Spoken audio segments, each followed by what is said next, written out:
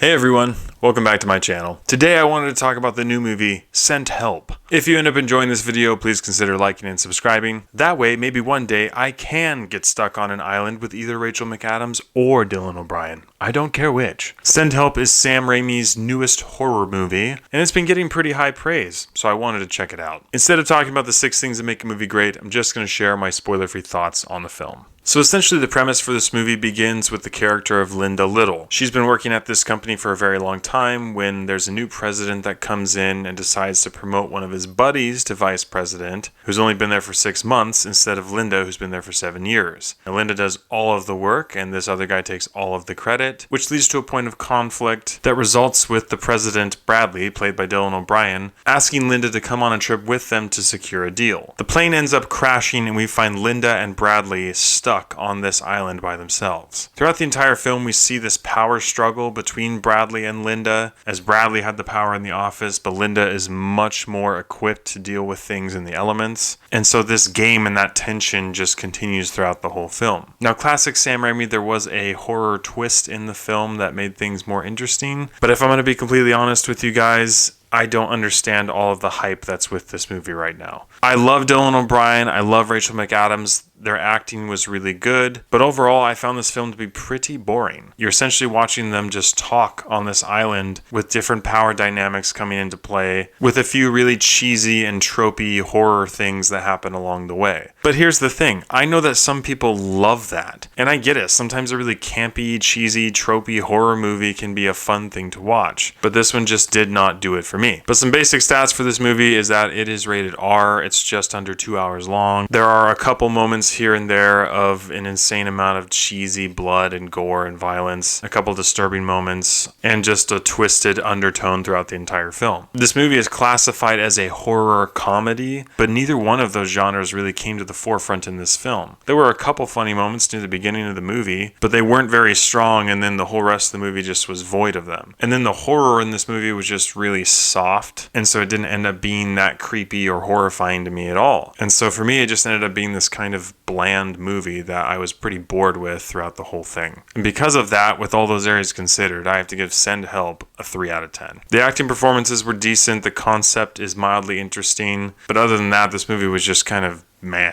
I feel like if you're a diehard fan of Sam Raimi or you enjoy these cheesy, tropey horror movies, you might like the film. But outside of that, I don't think that you'll enjoy this movie at all. Either way, I do not think Sent Help is worth spending your money to go see in theaters. Thank you so much for watching. If you've seen Sent Help, please let me know what you thought about it in the comments below. As always, I appreciate your love and support, and I'll catch you guys and gals in the next one.